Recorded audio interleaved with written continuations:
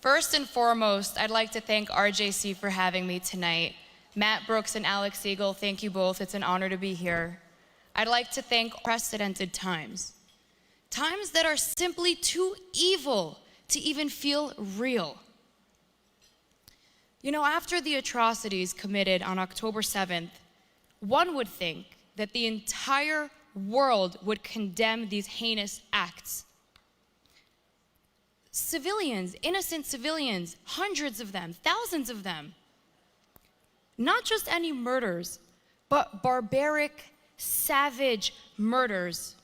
And unlike most murderers who try to hide their crimes, Hamas did a great job at showing the world what they did and how proud they were to do so.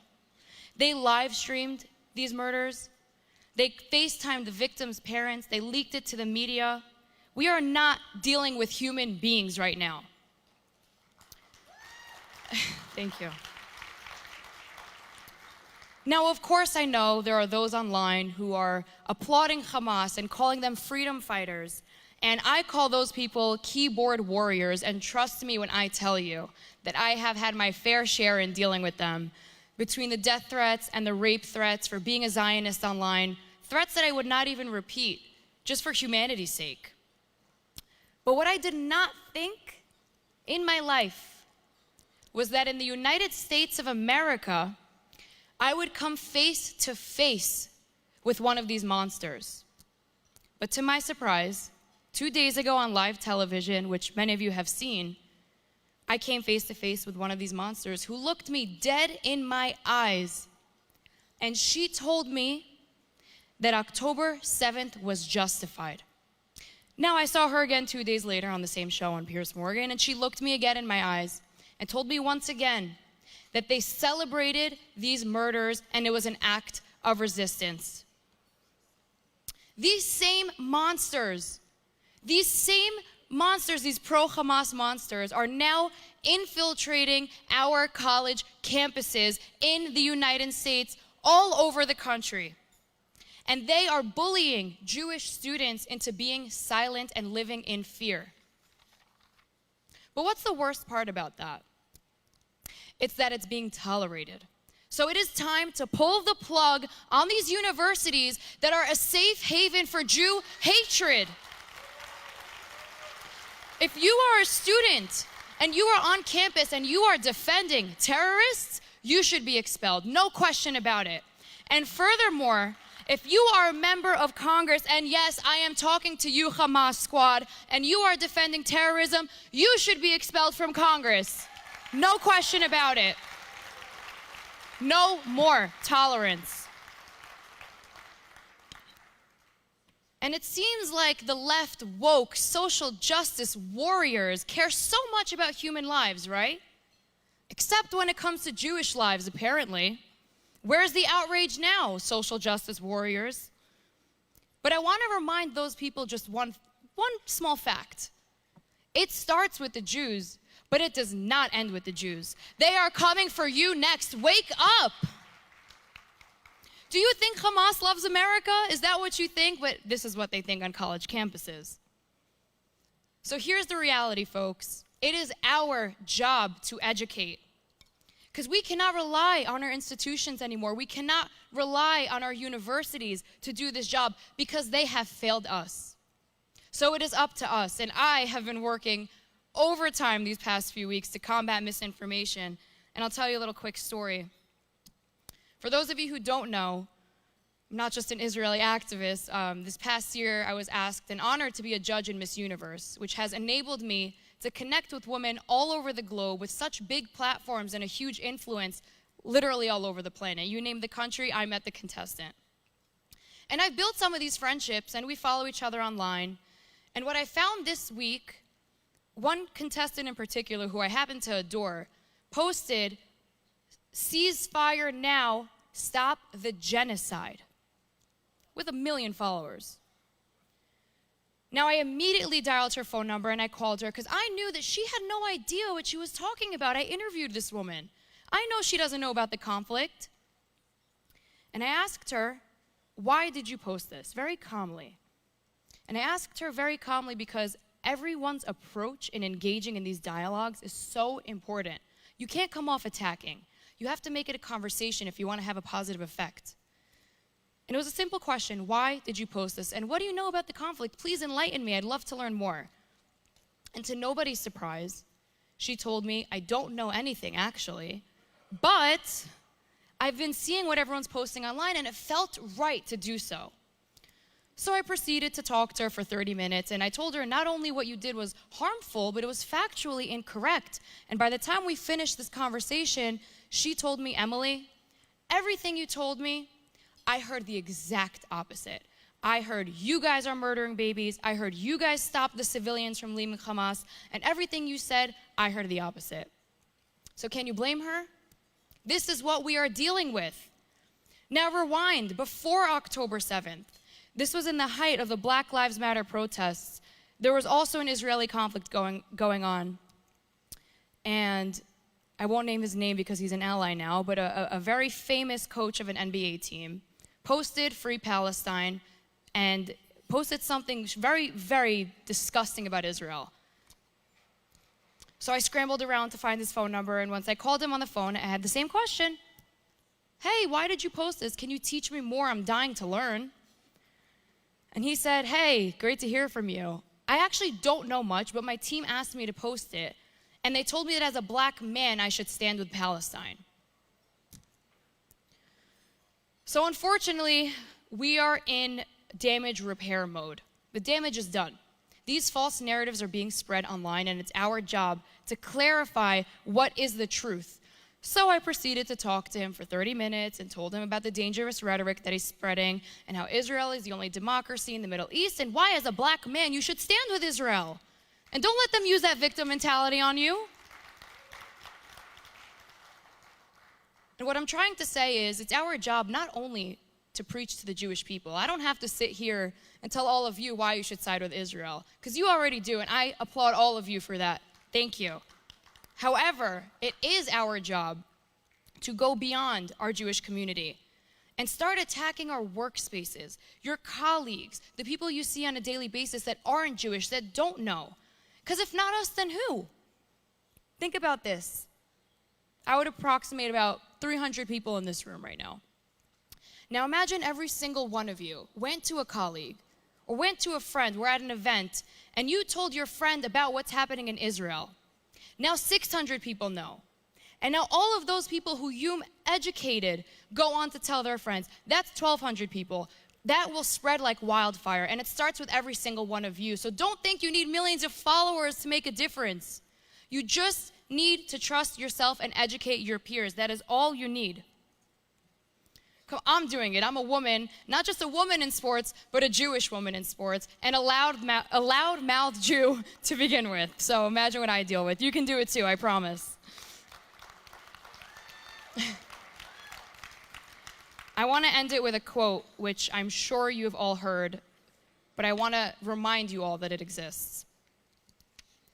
First, they came for the socialists, and I did not speak out because I was not a socialist. Then they came for the trade unionists, and I did not speak out because I was not a trade unionist. Then they came for the Jews, and I did not speak out because I was not a Jew. Then they came for me, and I did not speak out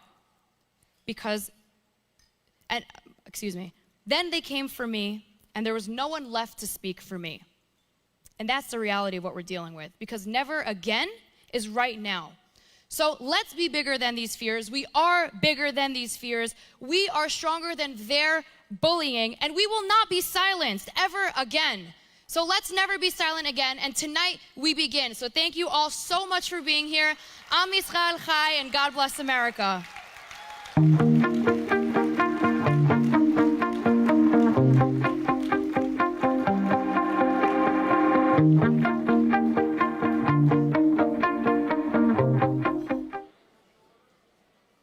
Ladies and gentlemen, please welcome RJC National Board Member Larry Meisel.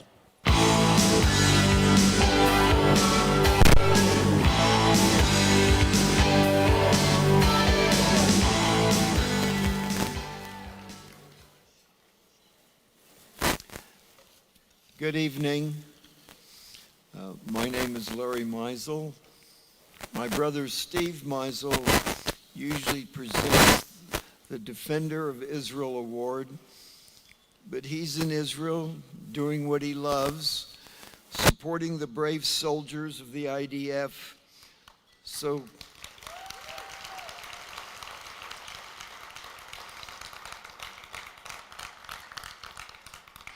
tonight, it is my honor to present the Defender of Israel Award.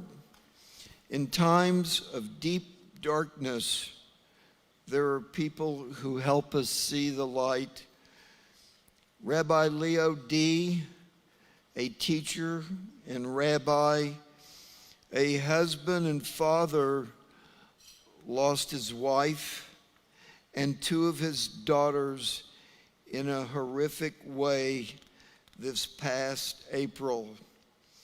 His remarkable ability to show love in the face of tragedy and his passion for unity and peace are truly inspiring.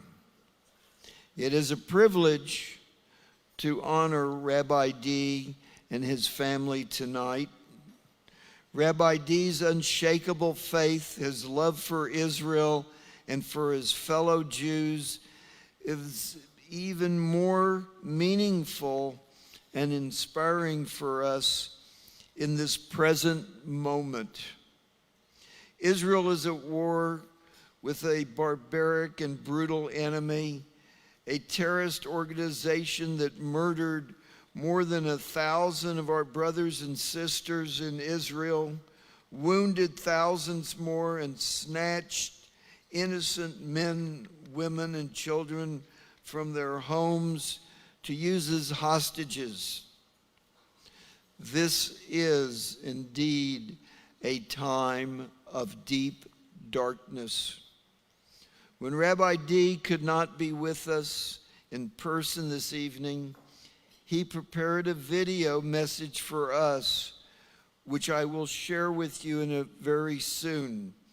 First, I want to give you a little background about Rabbi D and his family, about the tragedy that propelled him into the public spotlight, and about the efforts Rabbi D is making to show us the light.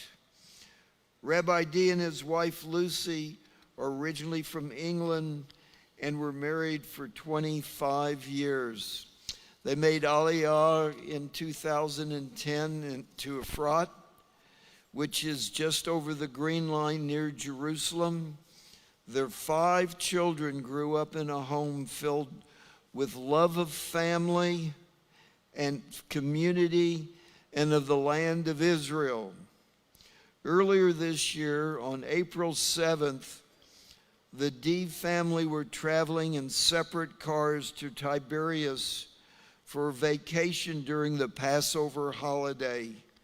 On the way there, Rabbi D heard about a terror attack in Hamamra Junction, and his son saw pictures of the attack scene posted online that showed a familiar white car and a distinctive piece of luggage covered in blood. Rabbi D turned around and rushed back to the scene, where he was informed that his daughters, Maya, 20, and Rena, 15, were dead, and their mother had been airlifted to the hospital. The mother, Lucy, died of her injuries 3 days later. The police later confirmed that 2 terrorists had shot some 20 bullets into the car, then shot the family members after the car crashed. Israel security forces identified and located the men involved in the shooting. They were killed in a security raid in Nablus on May 4th.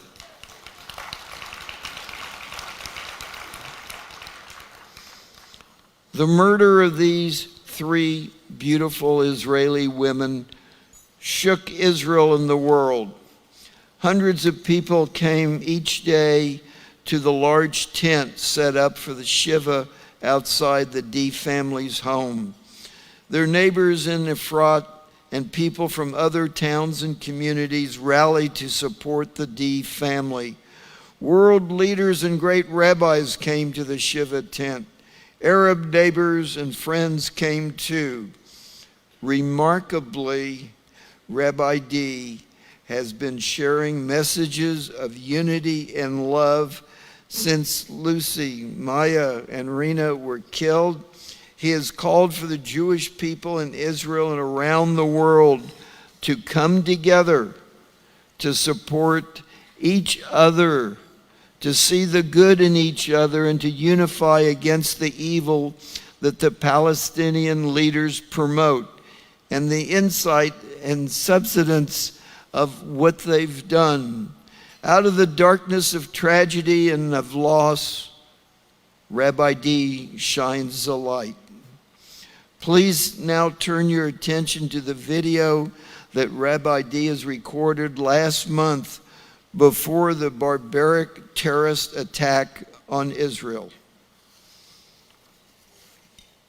Good evening, and Shavua Tov, and my apologies for not being able to be with you here tonight in person.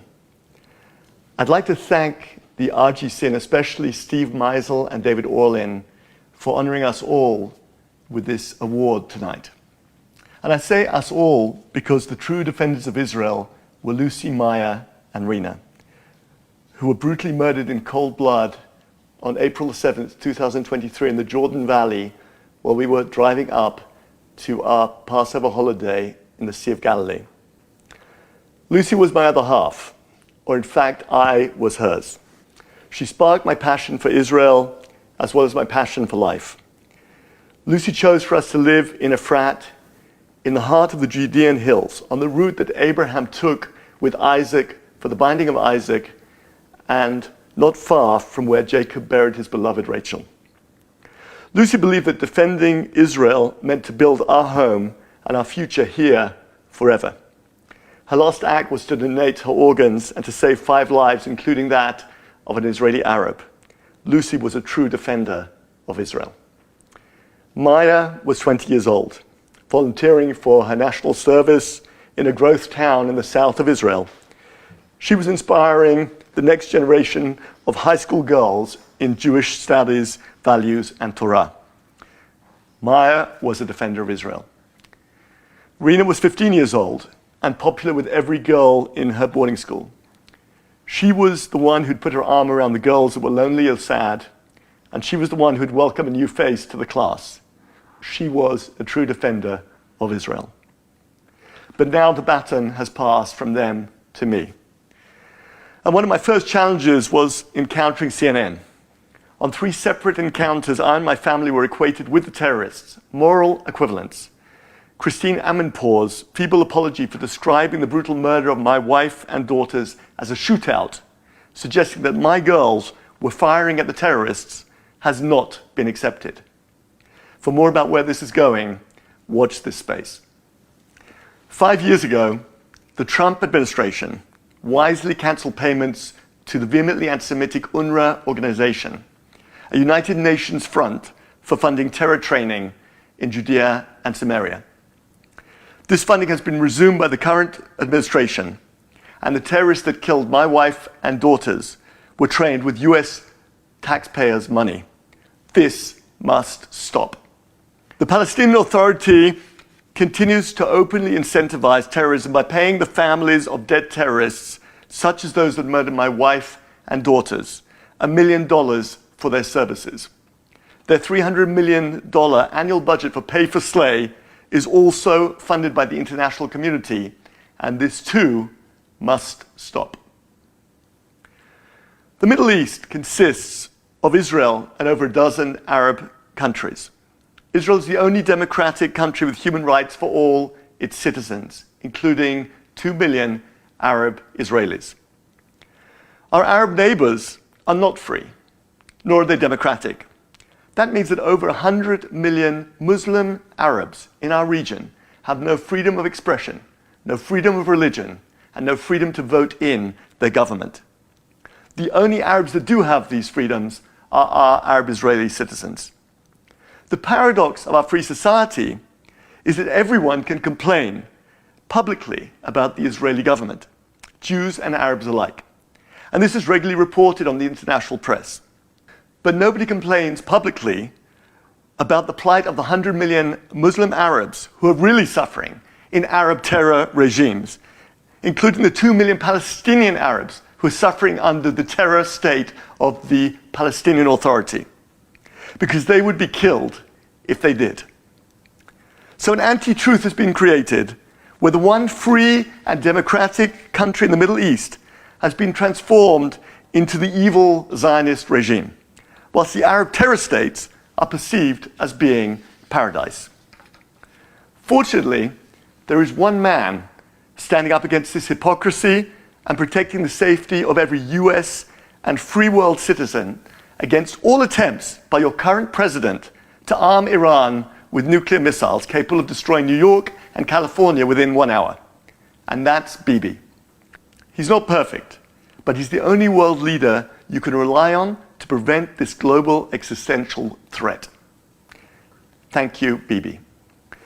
My life and that of my 3 remaining children has been changed beyond measure since the 7th of April. But we will all continue to be defenders of Israel. It's our home. And whilst I'm sad about the past, I'm hopeful about the future of this beautiful and vibrant land. There's always a limited amount of challenges we're asked to face in life, but there's an infinite amount of good that surrounds us every day. If we wake up in the morning, if we can breathe the sweet air and sip our coffee, we can savor every moment and thank God for our existence. And that's the paradox of tragedy. The greater one's loss, the more one can appreciate that every moment of life is precious. As the saying goes, the pessimist believes the world is at its worst possible, and the optimist agrees, because from here, there's only one direction. And so we go on, with joy and hope, but with the memories of a perfect life once lived. My kids and I call it episode 2. No worse than episode 1, but without 3 of the best characters. The 3 ultimate defenders of Israel, Lucy, Maya, and Rena. May their memory be a blessing to us all. Thank you once again for your ongoing support of Israel, for the only democratic country in the Middle East, your ally and your friend forever. And may we all go from strength to strength. Amen. Rabbi D, it is my honor to present this award on behalf of the Republican Jewish Coalition. We proudly present this Defender of Israel Award to Rabbi Leo D in memory of Lucy, Maya, and Rina D of blessed memory. In recognition of their lives filled with giving goodness and love for all Jews and all mankind. This award is funded by the Stephen M. Meisel Foundation, October 28th, 2023.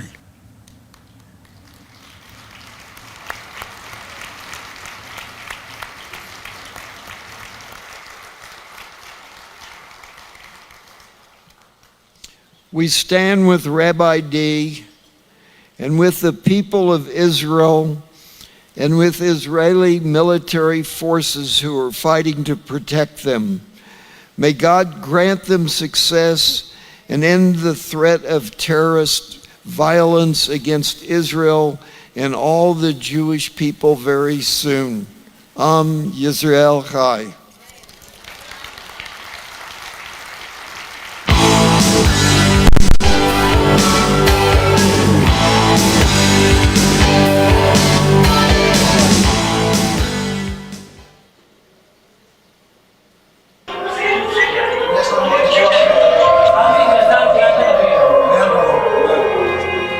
When Hamas's attack upended thousands of lives, it was Sabbath. It was also an important Jewish religious holiday, Simchas Torah. Israel's emergency medical teams had to spring into action.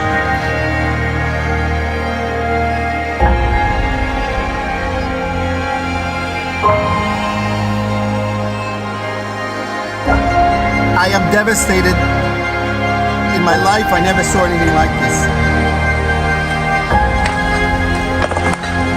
What we had in Israel, a massacre.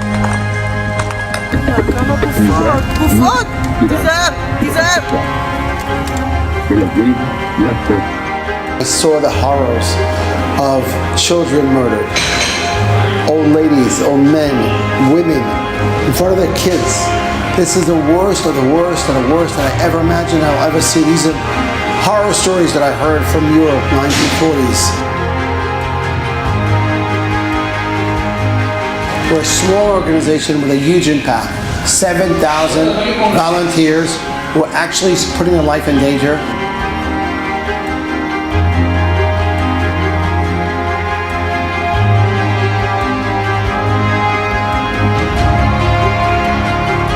I always preached for putting people, the Jews together, Israel together. I always said united Hatzalah, examples what Israel should be. This is us before Shabbat, a week after the terrorist attack that started a war that killed over 1,500 Jews, murdered them in the worst conditions. We saw a lot of hard things that we never saw before. These terrorists came with vehicles from Gaza. Look at the gas tank. They had air. This is an RPG. It was used to kill the people who are guarding this place, and then terrorists came in here and started killing, murdering Jews. Many of them were young kids, babies, adults, everyone. They just murdered whoever they could. This is the worst disaster, humanitarian disaster that happened in Israel.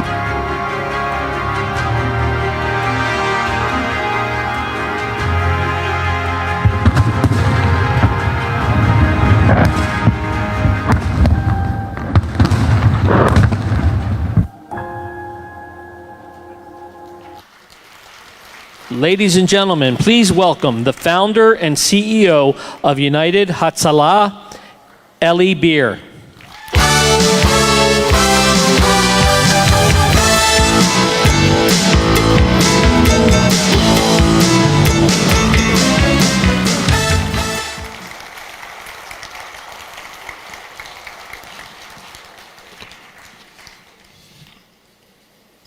Simchat Torah, Shabbat, October 7th, 6:41. That's when I received the first phone call from our command center in Yerushalayim. The first volunteer was killed then, was murdered. First volunteer of United Hatzalah, Awad, an Arab Muslim volunteer of United Hatzalah, was there overnight at the festival. The festival, he was a paramedic that was overlooking to make sure that everyone's okay, because they had a big festival there. And when he saw the shooting going on, he ran towards a Jewish girl who was laying there bleeding to death. He took out his tourniquet and he started saving her life. That's when the terrorists caught him. When they saw him wearing this orange vest and the Hatzalah symbol on it, together with the Israeli flag, they tortured him to death. 4 days later, we found him. Couldn't even recognize he was a human being. They literally tortured his body just because he was an Israeli. The second volunteer, 7:15 in the morning in Sderot, Rabbi Chaim Sassi. Rabbi Chaim Sassi was on the way to a call of a shooting inside the police station in Sderot. When he arrived, he saw 20 terrorists aiming Kalashnikov guns, MK-47, towards him. He was driving an ambucycle, one of these motorcycle ambulances. He was ready to save lives, but all of a sudden he had to protect his own life. He took out his own weapon out of he's a rabbi, but he has a weapon on him. He lives in Sderot. He took out his gun, and he was able to shoot 4 terrorists and kill one of them. Rabbi Chaim Sassi fell off the ambucycle after the third bullet hit his face. He was laying there for over 2 hours, bleeding. Thank God for other volunteers, Yaakov Ben Bar Yochai, who ran in, picked him up on his shoulders, and got him out of there and saved his life.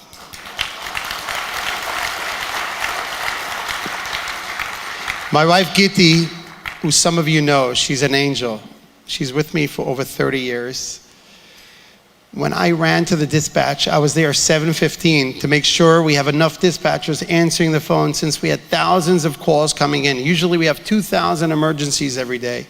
It jumped up to 10,000. I told my wife, she's a paramedic, go down south. I sent her together with my 2 son-in-laws, and they went straight down south. My wife carries a weapon on her too. She carries within this orange vest. She has intubation equipment. She has everything she needs to save someone's life. And she ran down south together, and I heard her on the walkie-talkie saying, I'm treating a critical condition patient with a bullet in his head. That's when I heard her first. She treated 41 people, saved the life of most of them that day.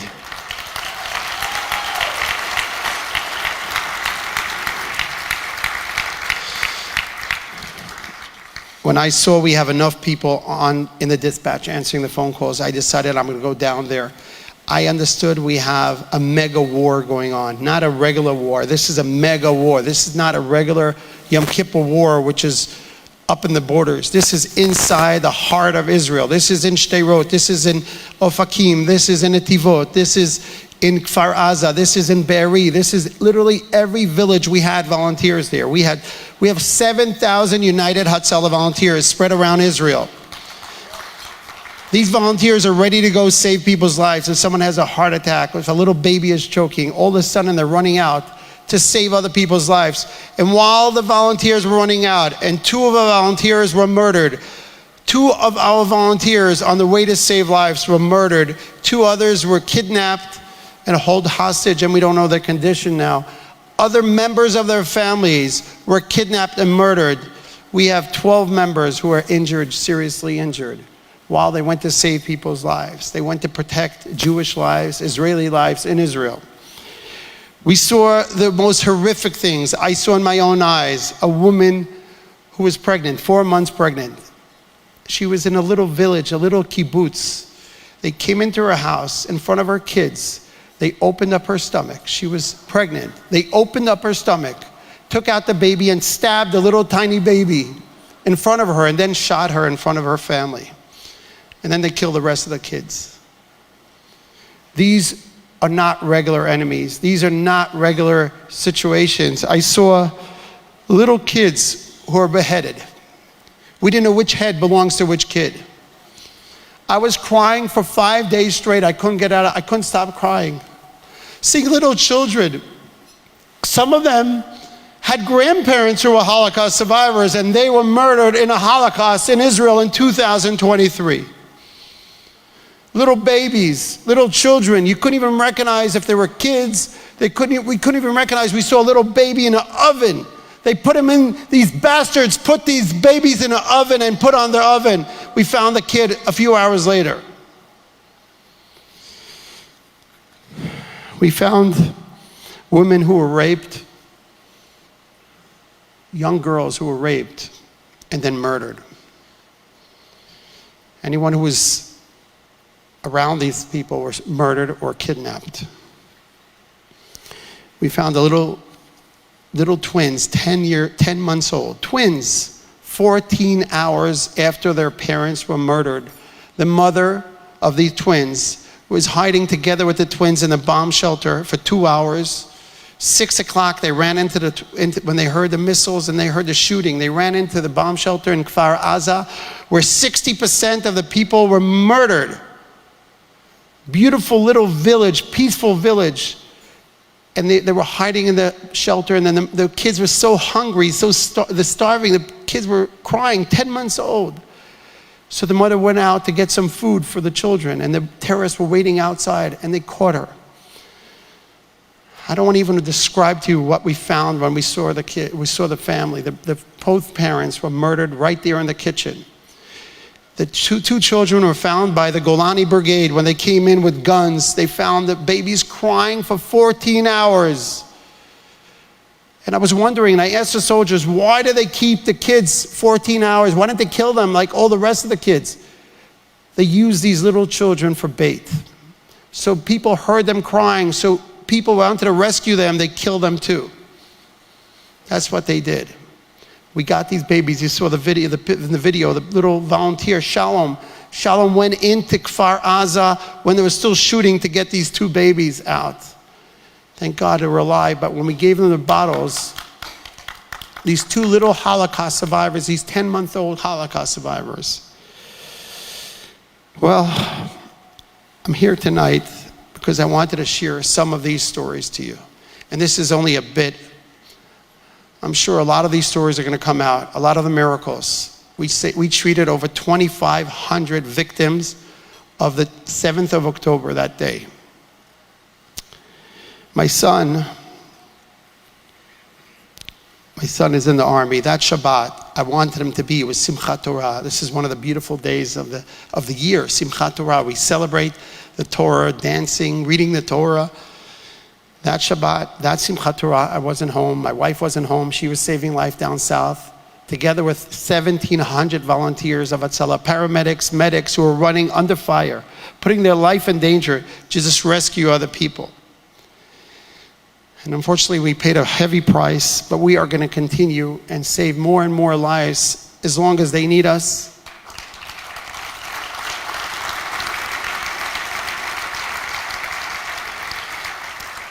When Matt Brooks, my good friend Matt, invited me to come to the RJC convention, I always love being here. I come here anytime I could. I love all of you.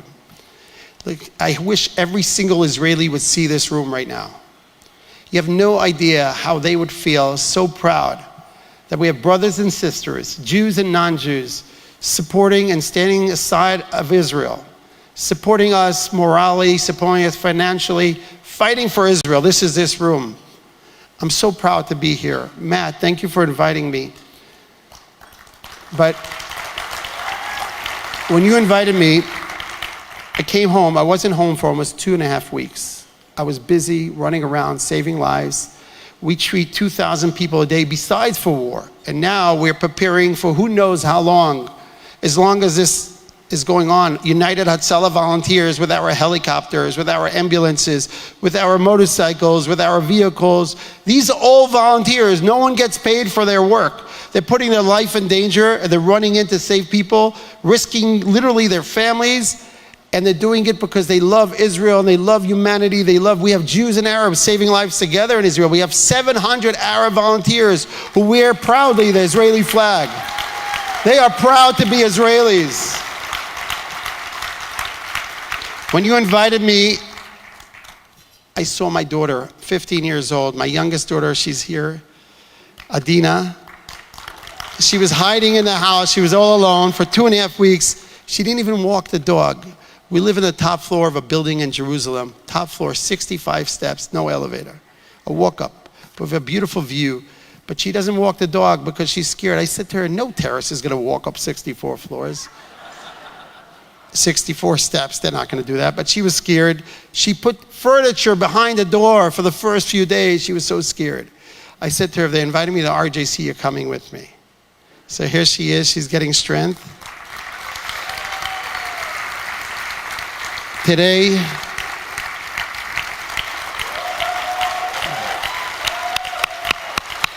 she's only 15.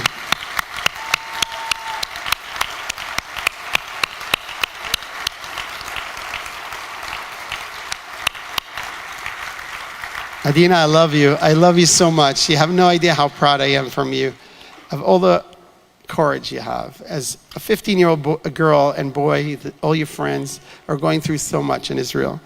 My son Israel, my son Sruli, is 20 years old. While Donald Trump was speaking here, I was sitting right here next to Miri. And all of a sudden I see a call. I'm carrying my phone on Shabbat because of Hatzalah. And all of a sudden I see a call from my son. I run outside. I answer the phone. My son says to me, I'm not going to answer the phone for the next 3 weeks. We're going in. My son is in the Special Forces in the IDF.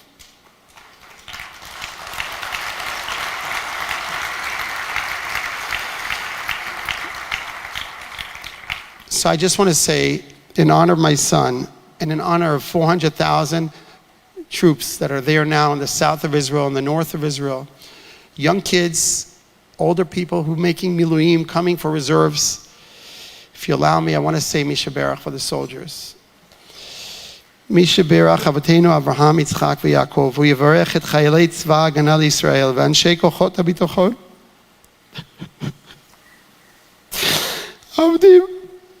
העומדים על משמר ארצנו וערי אלוהינו, מגבול הלבנון ועד מדבר מצרים ועד הים הגדול על לבוא הערבה, בכל מקום שהם באוויר, בים וביבשה. ייתן אדוני את אויבינו הקמים עלינו ניגפים לפניהם. הקדוש ברוך הוא ישמור ויציל את חיילינו מכל צרה וצוקה, מכל נגע ומחלה, וישלח ברכה והצלחה בכל מעשה ידיהם. ידבר שונאיהם תחתיהם ויתרם בכתר ישועה ובעטרת ניצחון, וקוים בהם הכתוב, כי אדוני אלוהיכם ההולך עמכם להילחם לכם עם אויביכם להושיע אתכם, ונאמר אמן. I want to thank the Republican Jewish Coalition for everything you do for Israel. All the people who are here. I want to thank my chairman, Mark Gerson, for being here today. And I want to thank all the volunteers of United Hatzalah for putting their lives aside and protecting Israel. Thank you very much.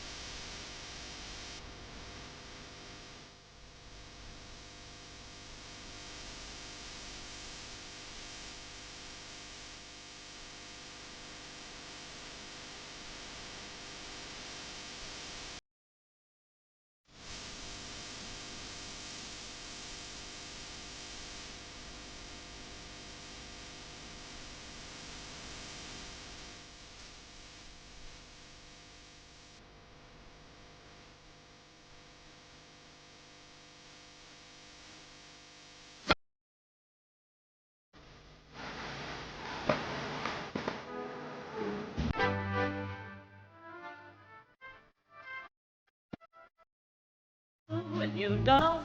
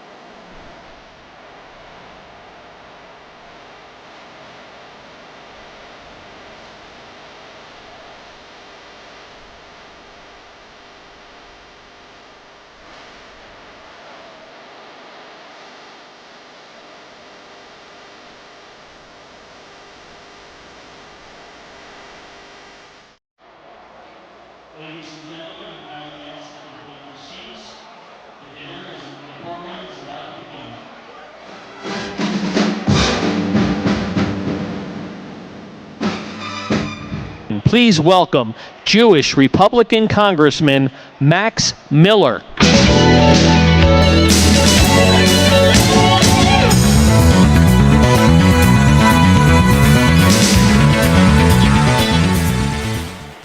RJC, how we doing? We're doing all right? Awesome. It's an honor to be one of two just Republican Jewish individuals within the House of Representatives. And, you know, I want to give you a little bit of a different take, is how I see it. And being just one of two Republican Jewish representatives, you know, I want to tell you just my experience as someone who's Jewish over the last few weeks and what we've experienced. You know, last week was incredibly somber in the past couple for me and my family. And, you know, we went out, and as a Marine, I happen to own a lot of weapons, right? But, you know, my father always told me that every Jew should own a gun. And so, and by the way, for good reason, as we see now. You know, my father always raised me, and so did my mother. My father, his name is Abraham Miller. My mother, her name is Barbara Miller. And they always raised me to ever, no matter what, to help any Jew in need, right? And so right now, what do we see? I see in this room a lot of tough Jews. I look at myself, I see a tough Jew. Let's make something very clear. We have been persecuted as a people for a very long time. No more, never again means never again.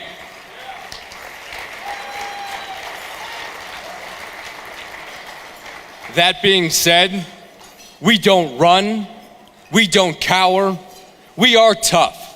And we like to remind everybody of that as a strong Jewish people. There's a reason why we are so successful as a community. There is a reason why we always face persecution, but we always overcome it. And that is because as a community, we always stand together. And I've faced a lot of criticism over the last couple of weeks while being a Jewish congressman in the Republican Party. And here's something that I can tell you. Israel has taken a measured response since 1948. We have been very peaceful. We have done everything that we can do to make peace with these people. We need to make sure that we take care of every Israeli and give Israel the same latitude that we give ourselves when we go to war as the United States of America.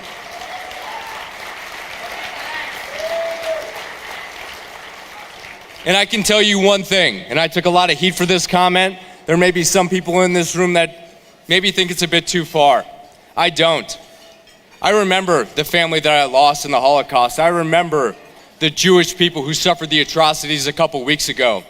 Israel will get a lot bigger, not a lot smaller, and we will take that land back.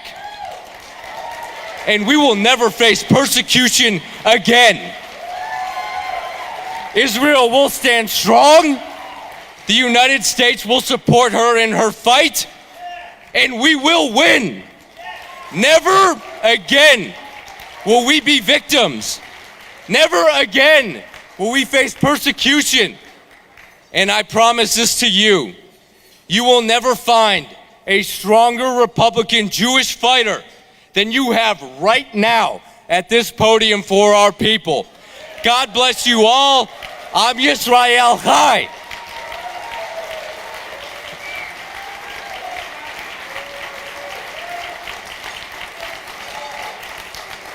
I just want to say one more thing.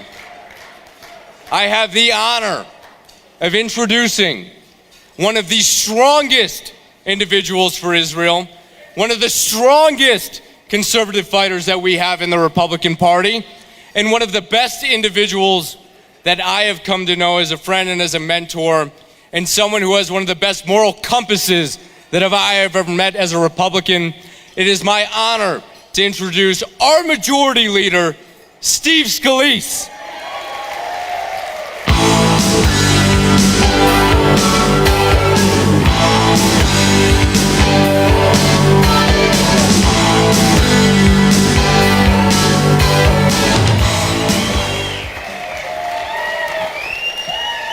Well, thank you all so much. How about Max Miller? One of our great new members. It is such an honor to be here with RJC, with all of what you represent, especially at this crucial time. Look, a lot's been said the last few weeks about some of the internal turmoil in the House of Representatives. Well, let me tell you, in a few minutes, I'm about to introduce the new House Speaker, Mike Johnson, and you're not going to be concerned about House turmoil because we have a vision. We are very focused on what we need to do to get this country back on track, and you're going to hear it from our new Speaker. But there's bigger division. There is bigger turmoil around the world, and it starts in Israel. And we all know what's at stake. For those of us who have worked with the leaders in Israel for a long, long time, we've always known that the challenges are there. When you go to Israel, you see it everywhere. And there's always a concern of what may come. But it's here. And what Hamas started did not happen alone. And we've got to be very clear. And in fact, the very first action that was taken once we got a new speaker just a few days ago was to pass a strong resolution to say we stand with Israel in their right to defend themselves from this terrorist, barbaric attack. It was an overwhelming piece of legislation, but it gave you glimpses of the fault lines. And I'm going to talk a little bit about some of the things that we're going to continue to do to confront this terror that we're all involved in. But I also want to be very clear that what's going on in other parts of the world, we are not immune from here. It's sad to say, but in moments like this, anti-Semitism pops its ugly head, and this time is no different. We're seeing it around college campuses. We're seeing it in the halls of Congress. One of my Democrat colleagues, still to this day has a post up on her social media blaming Israel for the bombing of the hospital in Gaza that was fired by an Hamas rocket. Everyone knows it was an Hamas rocket, and yet a sitting Democrat member of Congress is still posting that it was Israel's fault. This is still going on. A number of those members of Congress who co-sponsored the legislation to stand with Israel just last week ended up not voting for the bill. Because of the pressures coming from the left. Again, we see it on college campuses. Next week, we're going to have a resolution on the floor to condemn the actions of anti-Semitism on college campuses across our country. If you cannot stand against terrorism today, when can you? Something else that's critically important, and this has been a major, major flaw of this administration's foreign policy for too long, because when the Biden administration shows weakness, it hurts our allies, but it emboldens our enemies around the world, and Iran is front and center. Everybody knows Iran has been working with Hamas. The reports that are out there within days of the attack, the Wall Street Journal chronicled in detail how for months, if not over a year, Iran was plotting with Hamas and other terrorist organizations for this horrific, barbaric invasion of Israel and the deaths that go along with it. And yet the administration still refuses to call out Iran because they're so focused on trying to help Iran get a nuclear weapon. How in God's name can you be working with Iran right now when they're going to try to get not only a nuclear weapon, but you've seen the Biden administration drop their sanctions against Iranian oil. Iran made over $30 billion last year selling their oil on world markets that they use to fund Hamas and other terrorism. Next week, we will bring a bill to the floor of the House of Representatives to block Iranian oil from being sold on world markets.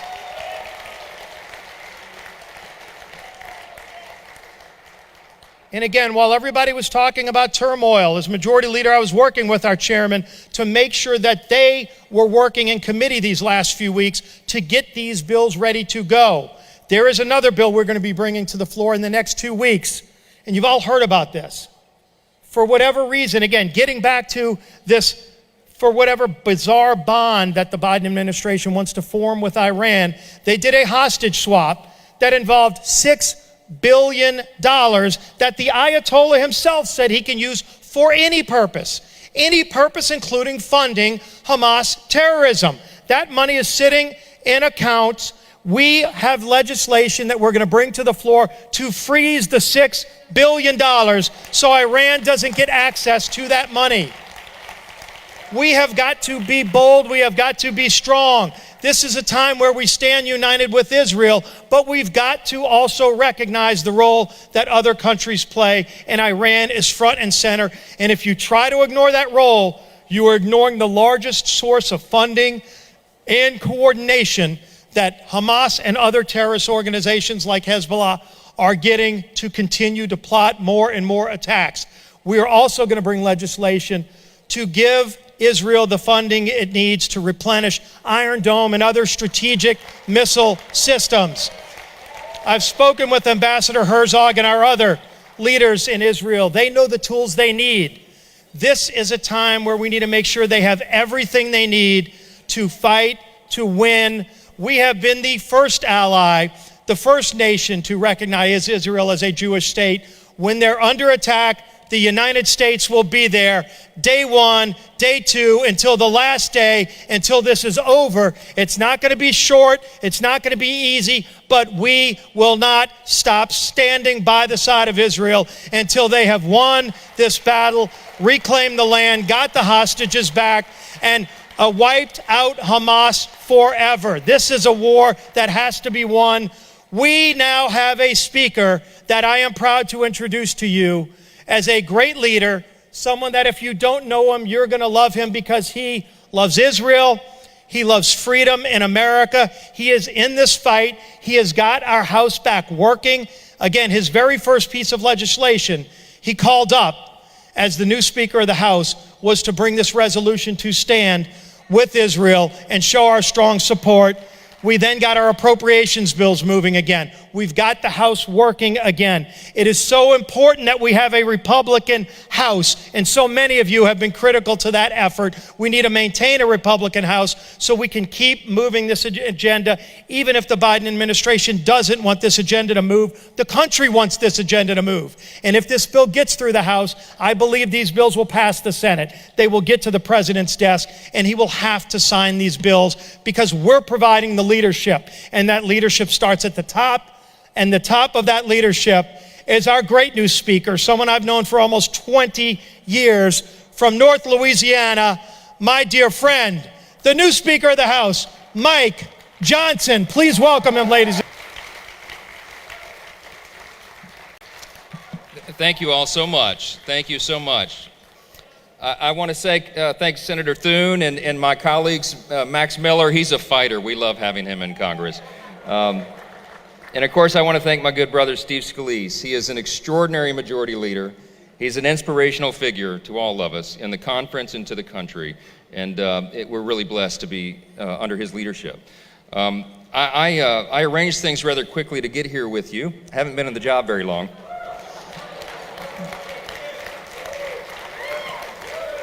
In fact, this is not, it's not just symbolism, but I think it is symbolic. This is my first public event as the 56th Speaker of the House.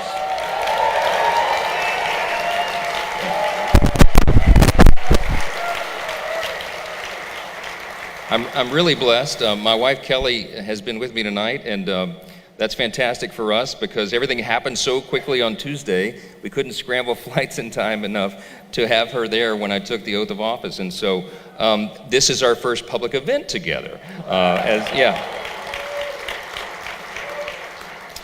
We're really honored to be here. I got to tell you, I had a rah-rah speech prepared, and I'll share some of the tidbits of it with you. But I was so moved by the tragic stories that we've heard tonight.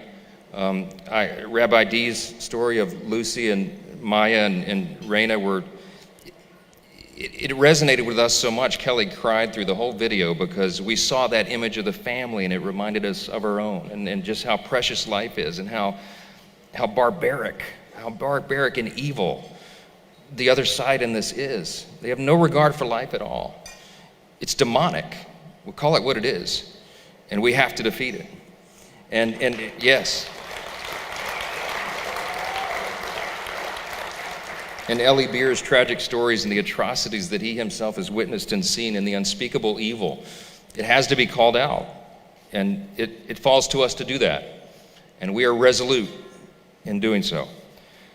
There are two important messages that I wanted to deliver to you tonight, and I think you're going to be glad to hear both. First of all, as you now know, the House is back in business, finally. The other message is I want to tell you, and I want to affirm what's already been said here, but we are going to stand like a rock with our friend and our ally, Israel. I promise you that will happen. I promise you. Let me give you a little encouragement first on that first point. Just a quick report of where things stand as of tonight. You all saw that our House Republican Conference is now 100% united. We were unanimous on the floor in selecting a new speaker and going forward, and we're really excited about that. But more than just being united, our members are inspired right now. They're encouraged. There's a real sense of esprit de corps among us, and people feel this sense that we have a new beginning, a fresh start. And I believe that God has given us that opportunity. I believe that God is not done with America yet. And I know he's not done with Israel. And so we're going to fight for that, yes. God is really, he's blessing our efforts right now. I just want to tell you, we know that we're living in a time of unprecedented challenge. We've heard that many times tonight, and it's certainly true.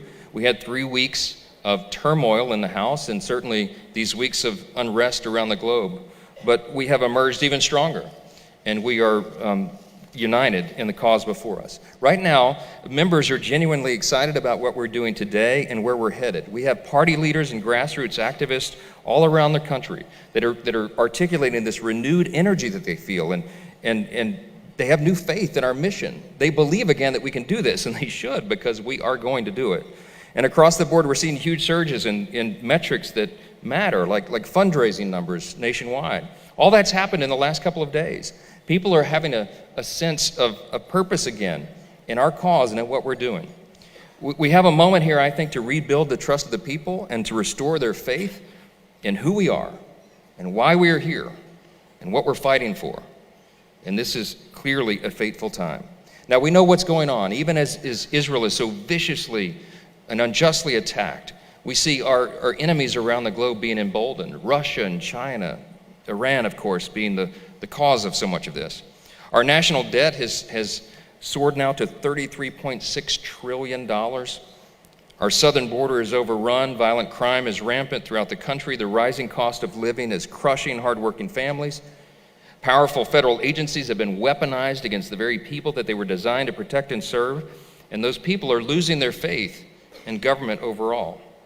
The Biden administration has been an absolute disaster on every measurable objective metric. That's right.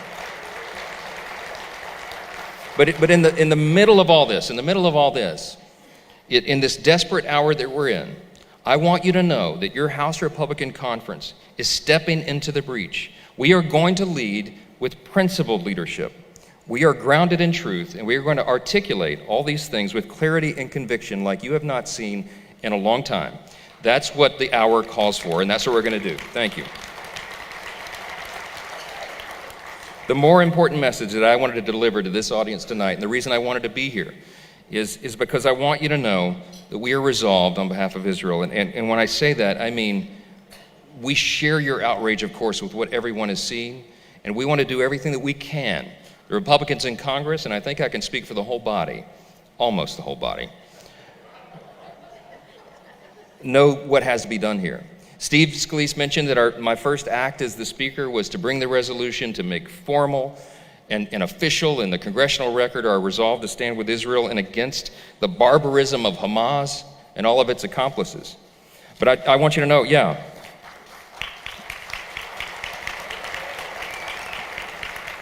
it's not an accident that the first resolution was for Israel and my first trip was to come and be with you.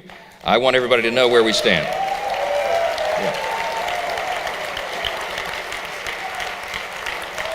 Thank you.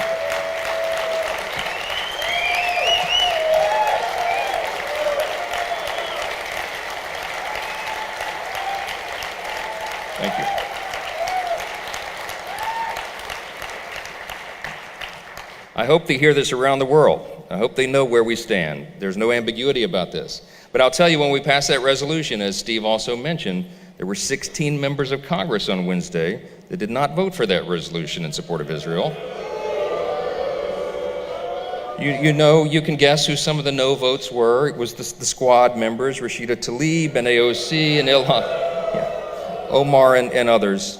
And their votes underscore an alarming trend of anti-Semitism, as you all know, both globally and even here, shamefully, in the United States.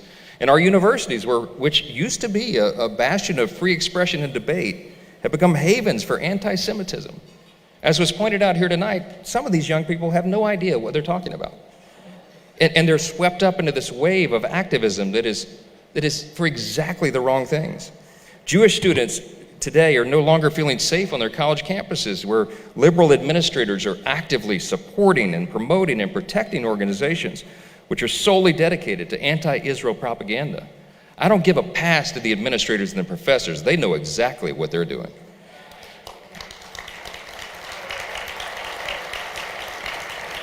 Following the Hamas attacks, some other people knew what they were doing as well. U.S. television networks were covering the anti-Israel commentary, while the bodies of Israelis still lay in the streets and hostages were held in Gaza. They were engaging in this rhetoric that was so dangerous. The New York Times, I'll call them out, the New York Times, NPR, the Associated Press, others breathlessly repeated overt Hamas propaganda. And we all know that could have led to an escalation of the war that would have immense global consequences. They seem not to care about that. That is shameful. It should be called out. The world's oldest prejudice has become mainstream now, thanks to academia and the mainstream media and fringe government figures. But we must not only call out these anti-Semitic attacks, we must act. So as Steve mentioned, in the week ahead, House Republicans will work swiftly to pass legislation to provide Israel much-needed resources in their fight against these barbaric terrorists. We will stand with Israel strongly. And I want to echo another message that may have been shared here over the day. This message is to the UN. There will be a ceasefire only when Hamas ceases to be a threat to Israel.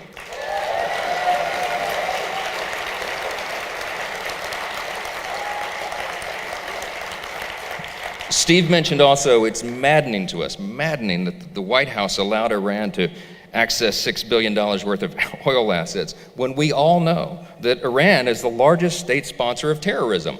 Why? Why would Joe Biden and the White House do that? We're going to take action to do everything we can to reverse it. Israel and the U.S. enjoy an unbreakable bond that's forged over decades, of course, of bilateral assistance. And there are lots of reasons that we do that. They are obviously our greatest ally in the Middle East, and clearly they are one of our most important friends. Kelly and I have so enjoyed our own trips to Israel. Most recently, we went with our dear friends, Congressman Jim Jordan and his wife, Polly. On that trip, yeah, Jim Jordan always gets a shout, that's right. He's known everywhere. We were walking down the streets of Jerusalem and people are coming up, Jim Jordan, selfies. I'm like, really? Here? And at that time they said, hey, will you take our picture? I was the photographer. Seriously.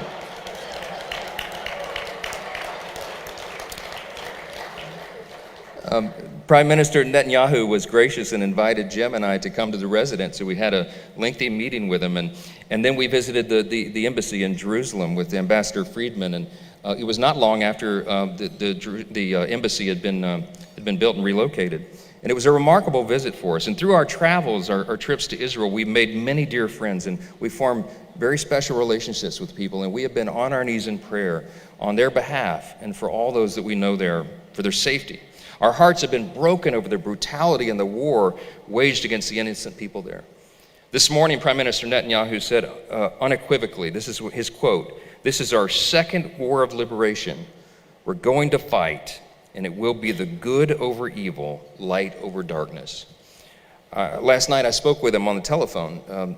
The Prime Minister called me, and I used those very words myself. I said, Bibi, it's good over evil. It's light over darkness. We all see that. We all understand that. We all know it, and the whole world knows it.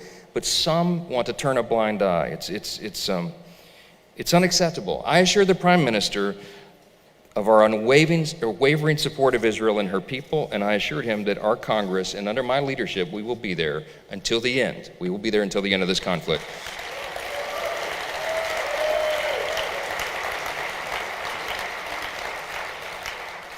The special bond that Israel and the U.S. have, of course, transcends politics and diplomacy, and it's about much more than current events, and we all know that. I want to say this clearly for those who may be watching and younger Americans who may not understand why this bond is so important and special to us.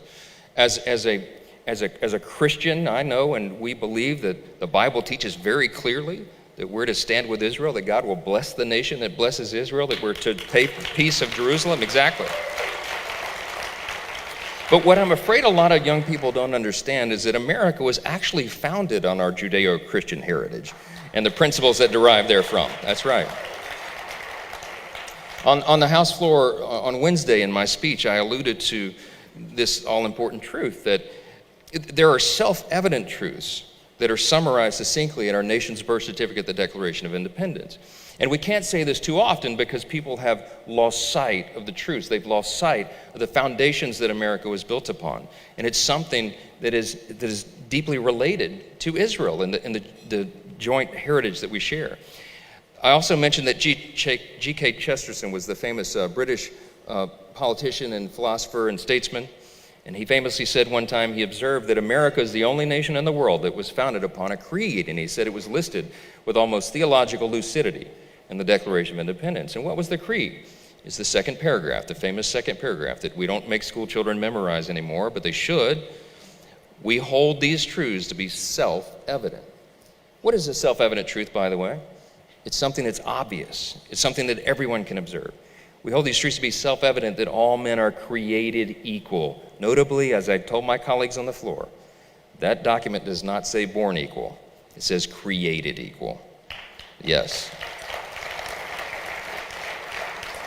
And the Declaration goes on, and that they are endowed by their Creator with certain inalienable rights, that among these are rights to life, liberty, and the pursuit of happiness.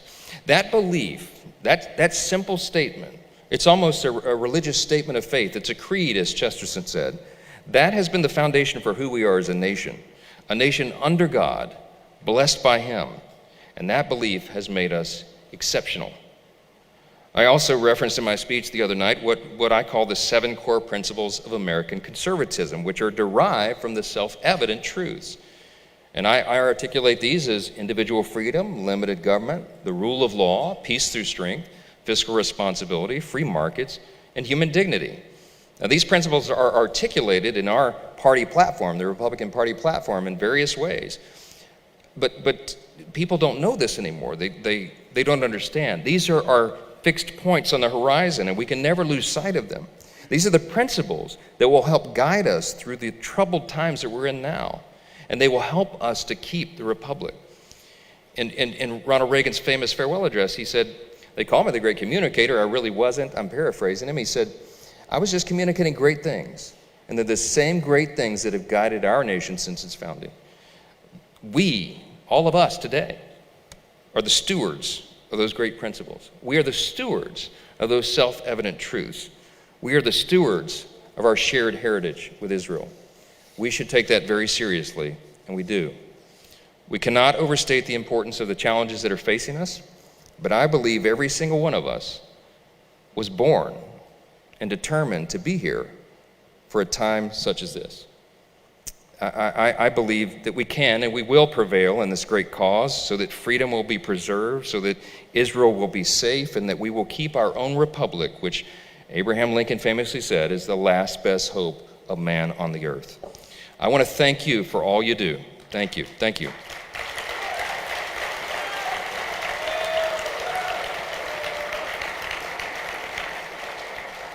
I would like to give a lighter, more lighthearted speech tonight. I would have liked to have done some self-deprecating humor here. I typically speak in that way, but what's upon us right now, it just feels too heavy.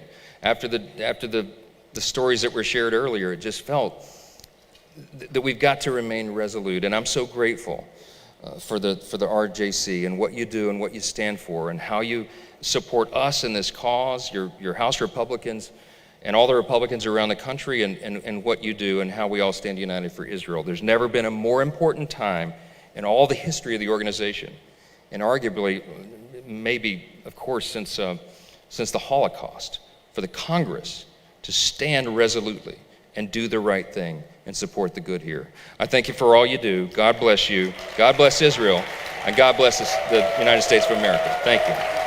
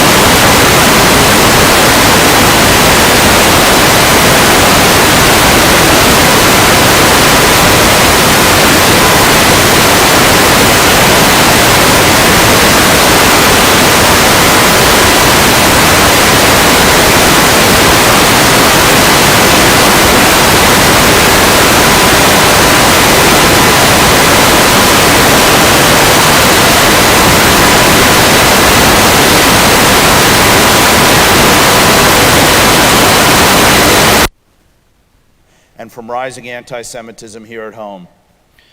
This event, you know, everybody says at the end of the weekend to pulls me aside, I don't know how you're ever going to beat this event. And every year we find a way, and I think that I can honestly say that this event is the most important and the best event that we have ever had for the RJC.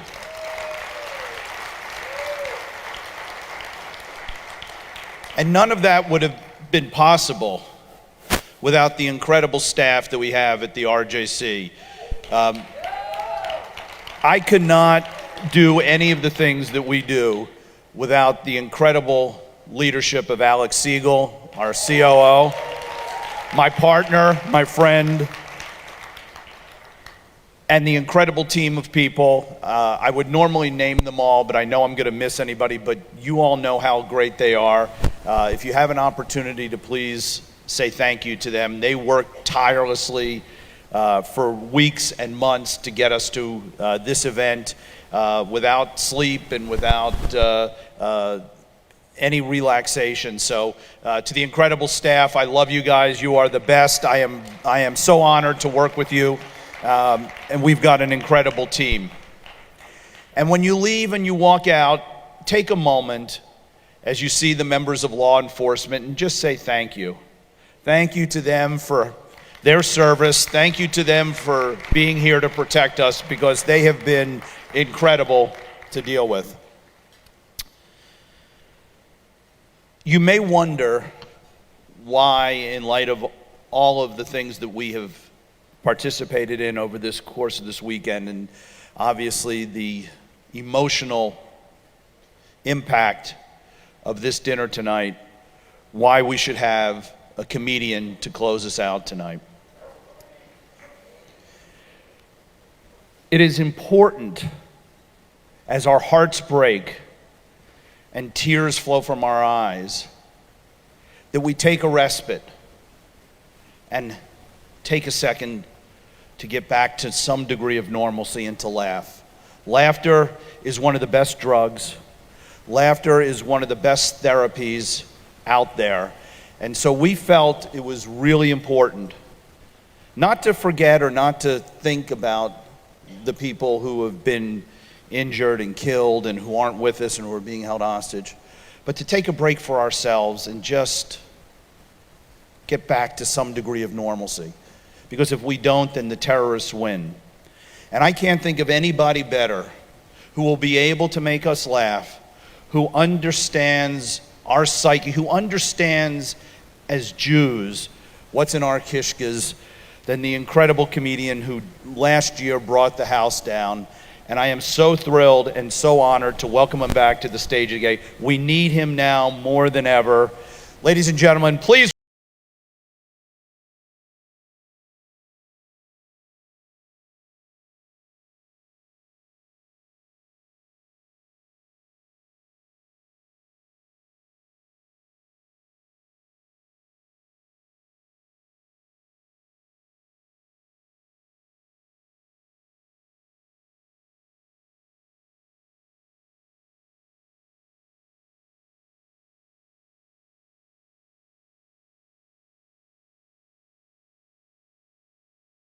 Beer.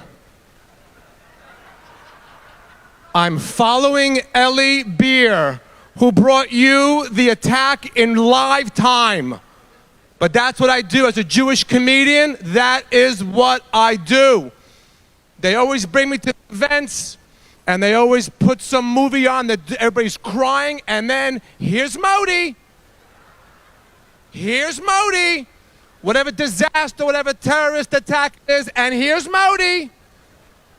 I was explaining it to my new friend, Doug Burgum. He's running for president, if you don't know. He spoke earlier today, and Doug was asking me, what do you, this is nothing, this is a cakewalk. I just did Diabetes of New Jersey.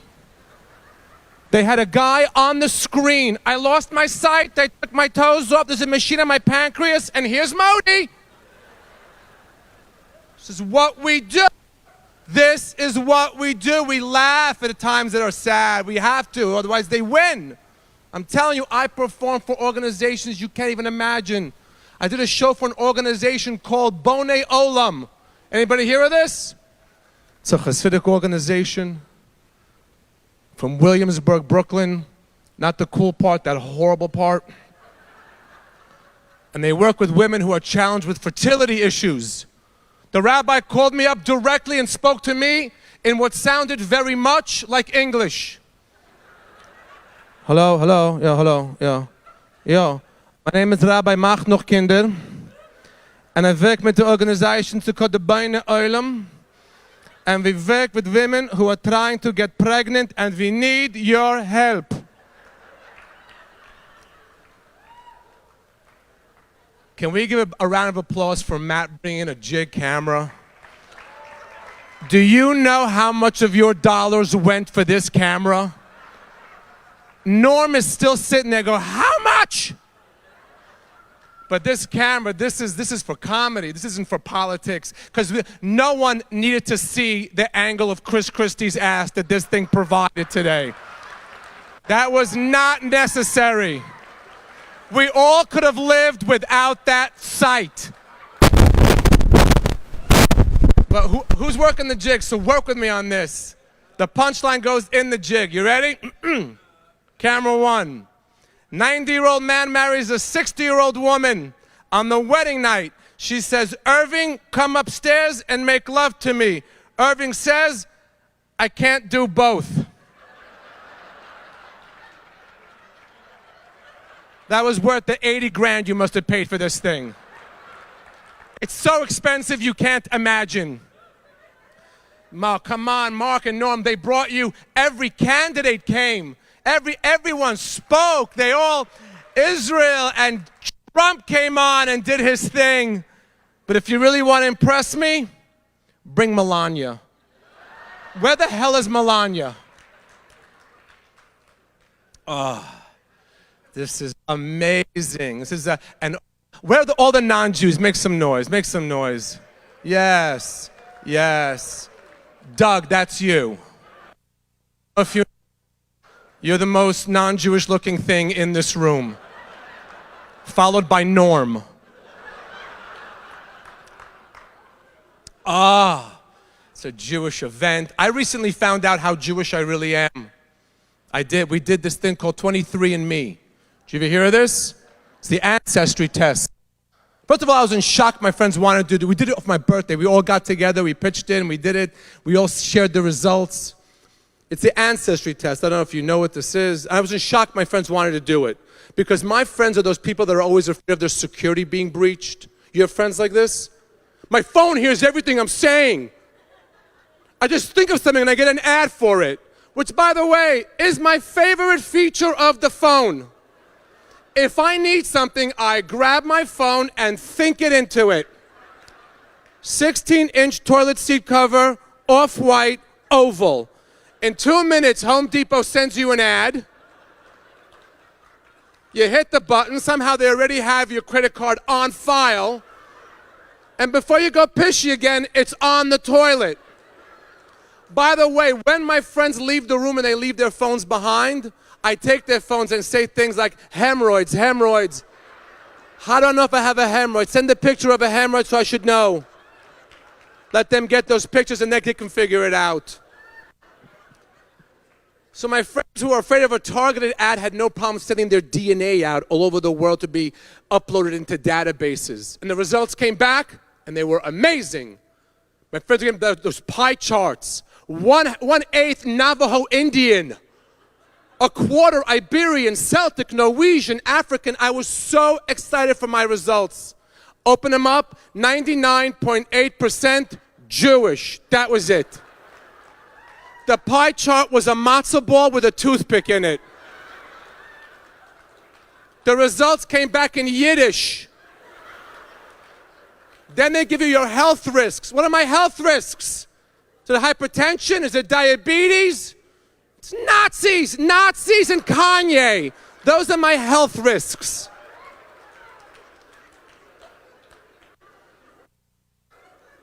It actually said 99.8% Ashkenazi Jewish. Yeah, that's, one sec. That's Ashkenazi. Now, we're the Sephardic people. Now, give me a minute, because Doug and his wife look lost.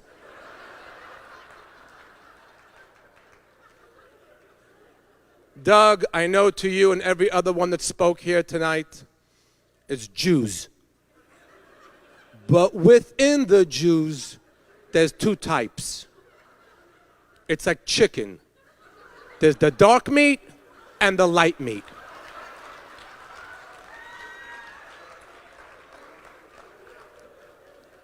The light meat, Ashkenazi, the European Jews. And then you have the dark meat, which is from Spain and everywhere else. That's the Sephardic Jew. The passion of our religion. No? Yes, the difference. They're the ones that are passionate. You see them, you see, oh! Ashkenazi, look at Norm.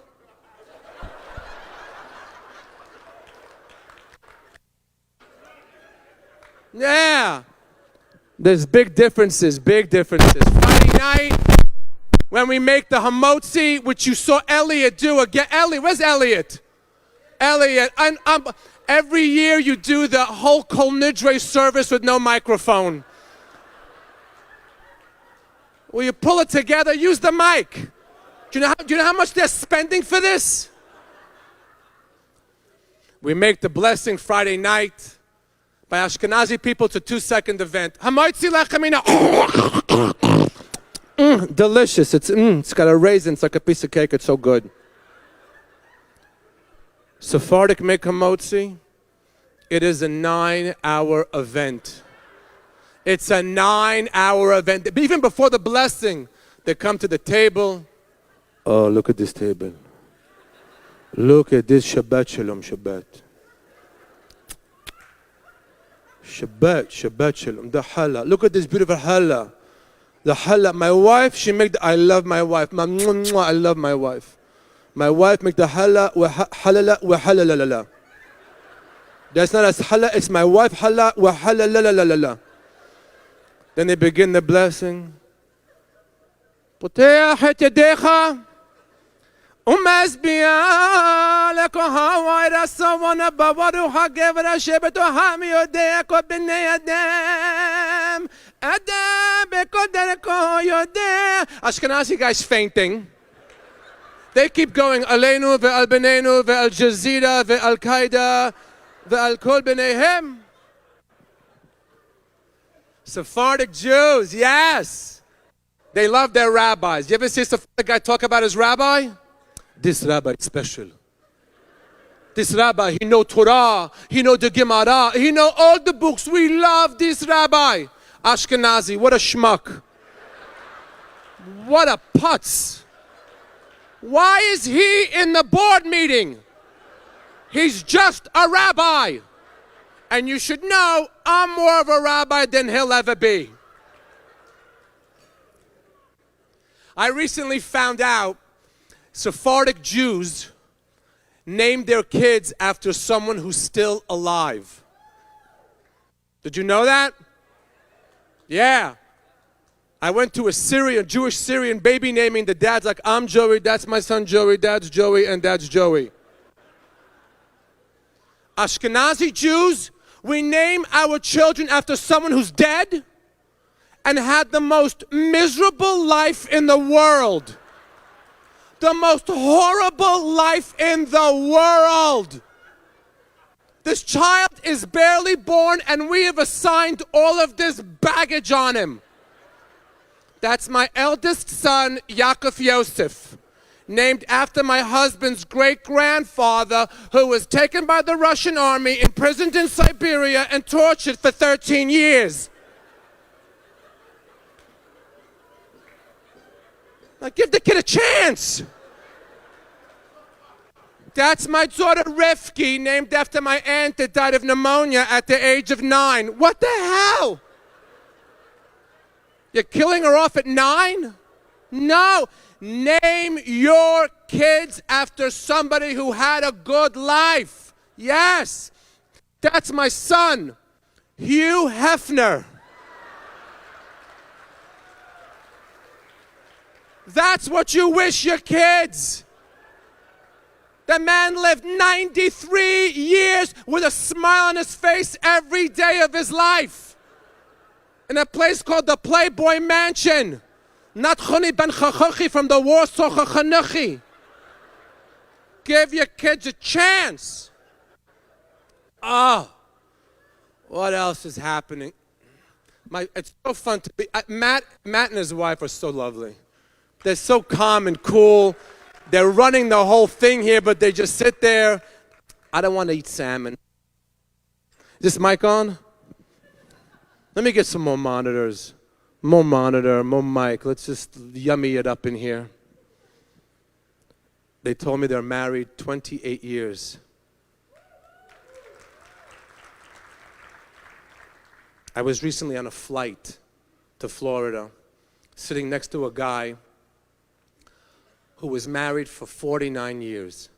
So I asked him, what's the secret? What's the yesoidus? What's the trick? He says to me like this: always listen to your wife. You don't have to hear what she's saying, but listen to your wife. He says, in between the big gifts, the cars and the diamonds, in between the big gifts, buy her little tchotchkes and pachevkes and little schmutzkelachs, little shtus. They love it. Then he told me for their 25th anniversary, he brought her to Israel.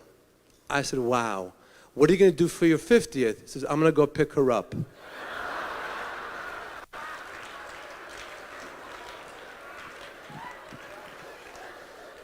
I'm happily married. I found my beshert, my soulmate, my husband Leo. It's okay. Mike Johnson's not here anymore. We can talk about it.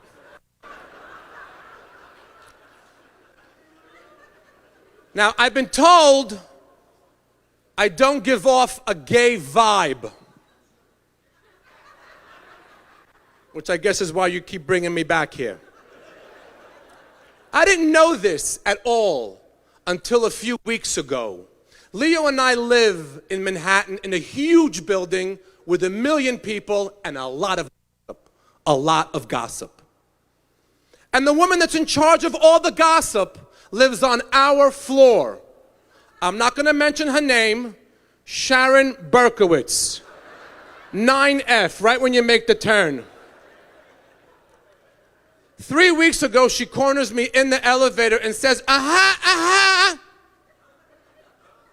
I don't know if you've heard, but the lawyer that bought the apartment above yours is a homosexual. I said, Sharon, you're kidding me. I've been banging him for 3 months. I had no idea he's a lawyer.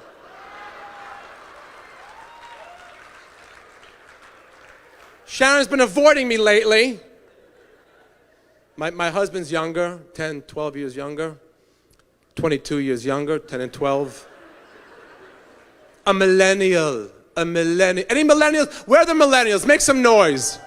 Yes, you guys are so cute here, adorable. Millennials. He's a millennial, but he says, you're welcome. Millennials all say thank you, but they don't say you're welcome. They say, no worries. No worries. The first time I ever got hit with a no worries, I was buying coffee. I give the kid my card, and I said, thank you. He said, no worries. Do I look worried? It's a platinum Amex for a $4 coffee. I think we're okay here. No worries. Leo doesn't say no worries. It's fun when there's an age gap. It's fun when funny things happen when there's an age gap in a marriage. First time I brought Leo to my mother's house, he sees my graduation picture. My mom clocks it and says, that's when he was your age. My mom doesn't feel like she lost a son, she gained a grandchild. I love being married. Who here is happily married? Yeah. Who here is happily married? Yeah, it's fun. There's a license, there's insurance, there's joint accounts, your name's on everything. Somebody asked me, do you think he married you for your money? I said, are you out of your mind? I married him for technical support. I have no idea how to use my phone. I'm married to a genius bar. The other day he asked me, share your location. I said, I'm right here. We have generational differences. We have little generational differences, small, cute things. For example, I wear a watch. I've worn a watch since I was 13 years old. Millennials don't wear watches. The summer began, and I see Leo sitting on the beach wearing a black watch. I go, Leo, what time is it? He says, it doesn't tell you the time. Your watch doesn't tell you the time? It's not a watch, it's a Whoop. Oh, so what does your Whoop tell you? It says it tells me how I'm doing, how I'm actually doing. I said, well, I look at my wrist, I see a gold Rolex, I know I'm doing good. And I also know what time it is. Little generational differences, little stuff. For example, I love cash. I love cash. Yeah, I have cash on me always and cash hidden all over the house. He doesn't get it. But what's with the cash? I go, you gotta have cash. He says, why? I said, in case the Nazis come. He still didn't get it. He goes, what do you need cash for the Nazis? I said, you can't Venmo the guard. What are you gonna Apple Pay SS Schultz at thirdreich.gov? You gotta have cash. Gotta have cash. Little generational differences. Millennials don't know about cash. They don't know about tipping or receiving tip. The millennials don't know about tipping or receiving tips. Leo took me to Trader Joe's. Clap your hands if you've been to this. Trader Joe's. Have you been to this? Yes or no? Yeah, it's amazing. It's a supermarket with a boat theme. They're docking boats or something in there. I got there, I got my cart, I bought everything. Everything's $1.69. I bought everything. I got the chips and the cookies and the pretzels, and the almond milk was free. I took all the almond milk they had. My cart I looked like a Ukrainian refugee fleeing. I get to the cashier, and they, and believe me, if you would have seen them, you understand that they are a they, and gesundheit, they should live long and be well. They had absolutely no counter space whatsoever to undo my cart. They had a 6-inch piece of plywood in the shape of an oar. That's what they had. But magically they did it. They began to make pyramids and took things from on top and put them on the bottom, and so friendly. So, did you find everything you were looking for? I said, I found things I wasn't looking for. These are beautiful, these are new, you're gonna love them. I said, I can't wait to try it. These are new, let me know how they are. So I'll give you a call on Thursday, I'll be back. I had a new best friend. Then they packaged everything into these amazing bags. Have you seen the bags in Trader Joe's? It's a cardboard with a handle. I had to give a tip, $20 because it's them. I pulled the cash out, the kid had a panic attack. Ah, cash, that's triggering, ah! Ding, ding, ding, ding, ding, ding, ding, ding. There's a fakakta bell over there. Ding, ding, ding, ding, ding, ding, ding. The kid's on the floor having a seizure. Manager comes over, says, what happened? I said, I wanted to give a tip. The kid said, we're not allowed to accept tips, but thank you. I said, no worries.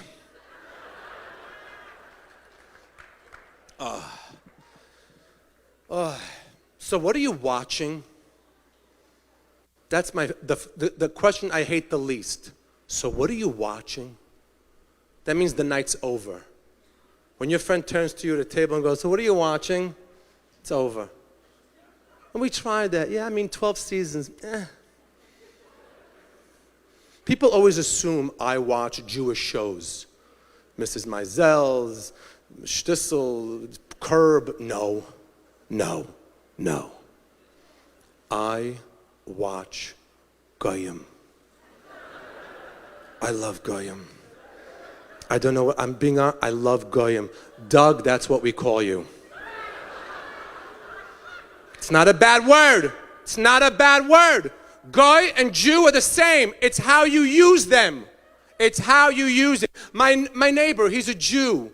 We have every Friday night with them. It's lovely and delicious. That's a nice way to use the word Jew. Or, my neighbor, the Jew, blocks my driveway every morning. Not a nice way. My neighbor, he's a guy. He built an entire deck outside of his house all by himself.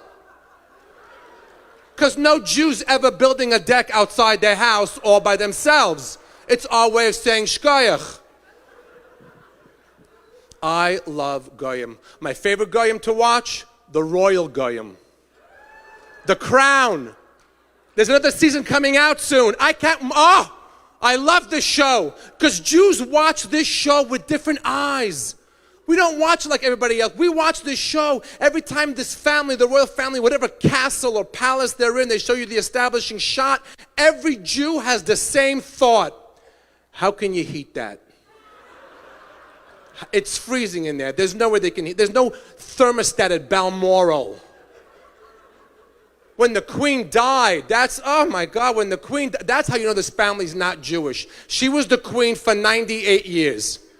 If it was a Jewish family, they'd go, all right, let's sell the business. This is enough. They're schlepping it out. The funeral, the queen's funeral. Oh my God, I couldn't turn it off. Do you see the queen's funeral? Doug, you got to understand something. When Jews die, we bury, bam, right away. When a Jew dies, they're in the ground 24 hours, no messing around. In Florida, when the old Jews take a nap, they wake up, no! Put the shovel away, it's just a nap. What the hell's wrong with you? We don't mess around. They schlepped this queen around for 23 days. They dragged her around for 23 days. They put her on a cart, like they're gonna go sell bagelach in the Lower East Side.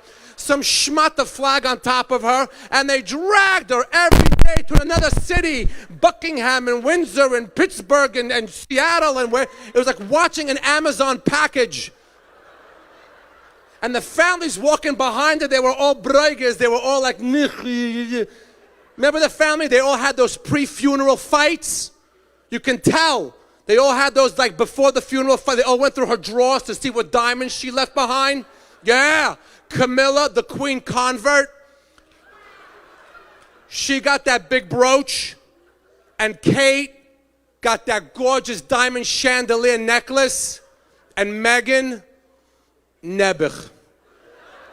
They found for her a pair of pearl earrings from Zales.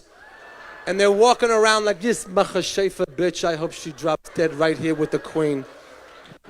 I love the royal family.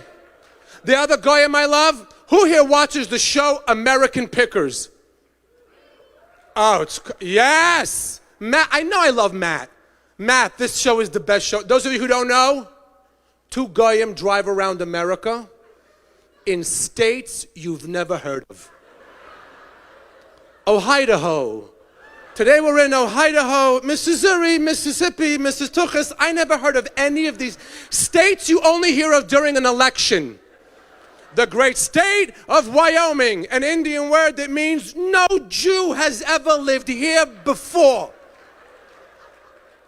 And they're looking for antiques, collectibles, vintage, old signage, a bicycle frame from 1912. Doug, if you'll learn one word here tonight, let it be the word drek.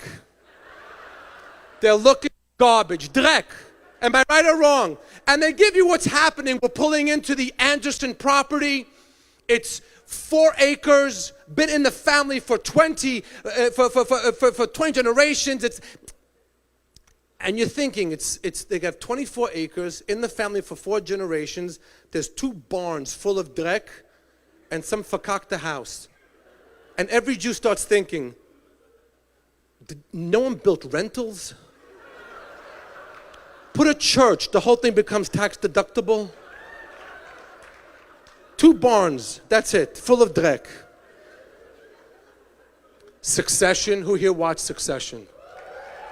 The Roy family, this billionaire family, are they not Jewish? Did you notice how every room they ever walked into, every room, there was always food. They always had some sandwiches, some wraps, some pastries, Fiji water. And no one ever looked at it, or talked about it, or touched it. If this family was Jewish, it is all they would be concerned with. Who ordered this? Hello? Hello? Who's taking this home? You can't leave the tuna fish here. You're not leaving the tuna fish. Who take this home with you? My favorite show, though, my favorite show in the world is a show called Swamp People.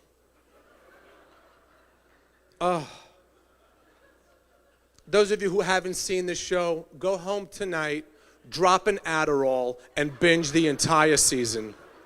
Have you seen this one, Matt? Swamp People. Goyim that live in the swamp. And they hunt alligators and crocodiles and whatever beasts live down there. There's 8 people in the cast, and if you put them all together, there's 1 full set of teeth. They speak English, and you have no idea what the hell they're saying. Jambalaya.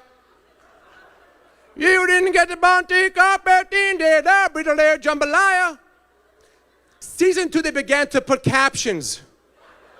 So now you understand what they're saying. We worked hard today, we got the alligator, now we're gonna go pick up jambalaya.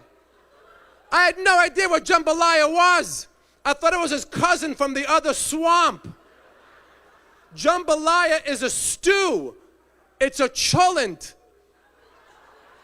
It's a cholent that goyim eat, and it's got everything in the world that's not kosher in it. Shrimp and eel and crab and the pig's foot and the pig's tail and the pig's neshama, the pig's soul is in this thing. And they eat it and they're so happy. Yummy, yummy jambalaya. My sister made the jambalaya with the rabbit. Yummy, yummy jambalaya. Gishmaka jambalaya. Yummy. Nobody on Fauda is ever this happy. That's why I watch goyim.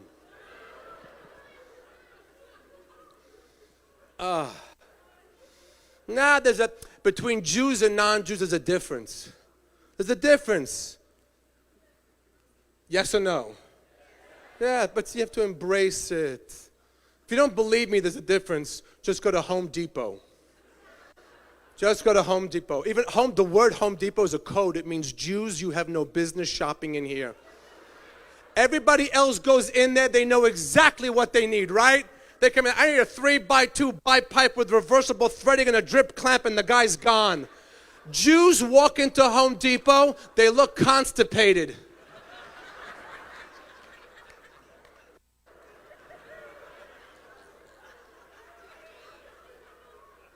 And then a half hour, does anybody work here? Does anybody work here? Out of pity, out of rachmanis, they come over to help us. What are you looking for there, Jew? And we have no idea what stuff's even called. I'm looking for the thing that goes inside. It's one piece, it goes inside. Then the other one goes on the inside that piece. An anchor, that's it, an anchor. Beth, it's called an anchor. My neighbor, the guy, is going to help me put shelves up. One of the nicest ways to use the word guy. No, I embrace the differences. People always tell me about their religion, I tell them about ours. Somebody recently told me that in the Catholic religion, I don't know if you know this, Matt. In Italy, every Catholic cathedral has a remnant of a saint. So I told them, did you know that every synagogue in America has a mortgage that's leveled 5 times the value of the synagogue and the property it's on? I want to share. I'm sharing. Seeing the candidates, they all quoted the Bible, they all tried to connect. I'll connect it for us. I'll connect it all for you. I don't need you to quote Isaiah for me. I got it. Everyone quoted Isaiah. Was it me? Everyone. As it says in Isaiah, the road is carpeted with traction from dirt and dust. I'll put us together. A priest and a rabbi are friends. Priest tells the rabbi, Mendel, you got to come into confession with me. It's like nothing you've ever seen. They sit in confession. A young lady comes in, bless me, Father, for I've sinned. I've slept with 3 men. 3 men, yes, 3 men. Are you sorry for your sins? I'm sorry for my sins. You do 3 Hail Marys, $1 in the poor box, and the good Lord will forgive you. Rabbi says, that's it, that's it. A young man walks in, Father, Mr. O'Malley died. You got to come give him last rites. The father runs out, leaves the rabbi alone. In walks a young lady. Bless me, Father, for I've sinned. I slept with 2 men. 2 men? Are you sorry for your sins? I'm sorry for my sins. You do 3 Hail Marys, 1 Our Father, put $1 in the poor box. Go shtup 1 more. We're having 3 for $1 today. That's all you need to know. That's all you need to know. You like that one, Norm? I guess we found what makes Norm laugh. If that's it, sure, no problem. Priest and the rabbi are friends. The priest tells the rabbi, I found a way to eat free every night. He goes, how? Find a restaurant.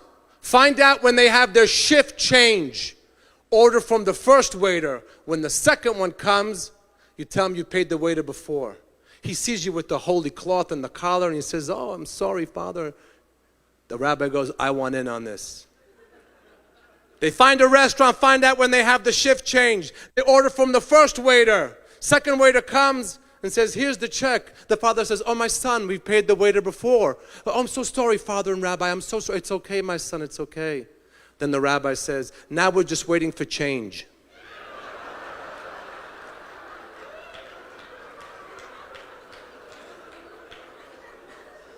Humor.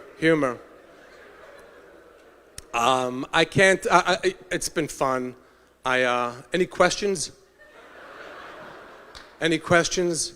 We have these young, beautiful kids here tonight. Yeah, give yourselves a round of applause.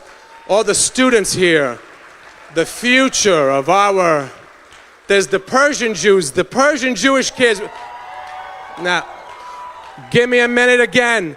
Doug, in the Sephardic Jews, there's the Persian Jews. They are on another level. Let me give you a big example between the differences.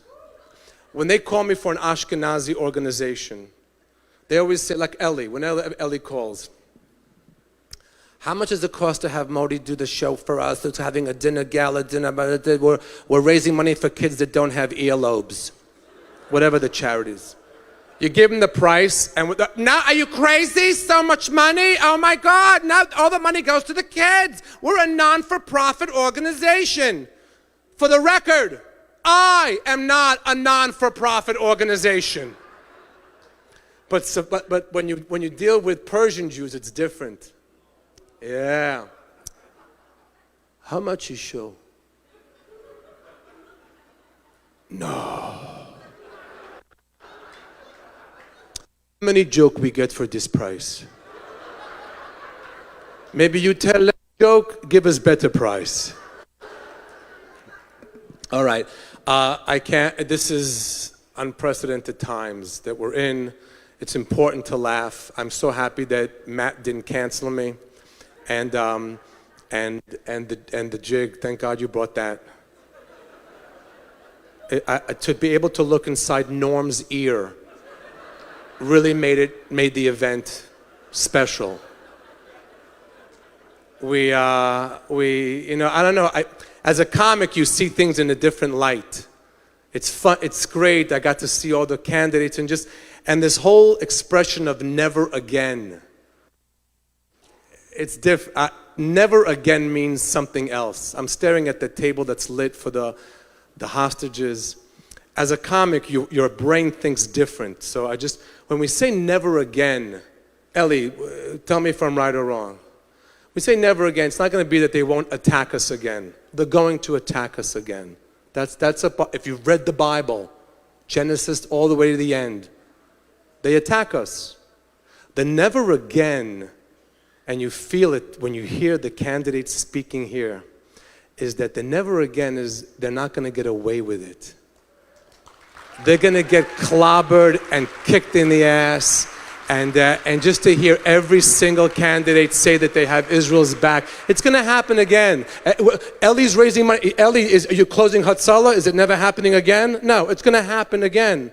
But we're prepared. We have people like all the candidates you hear speaking tonight that are behind Israel's back. And I'm telling you, one of the biggest options, one of the biggest things that I believe in, and I'm just going off a little, it says the Republican Jewish Coalition, that middle word, Jewish. Don't forget that the number one thought and the number one idea of Jewish is Mashiach, is the Messiah, a messianic era. And put that on the option table.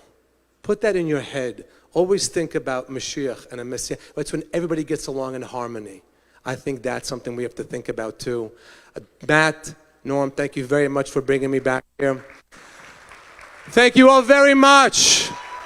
A big round of applause for all my opening acts that you've seen throughout the weekend. Thank you very, very much.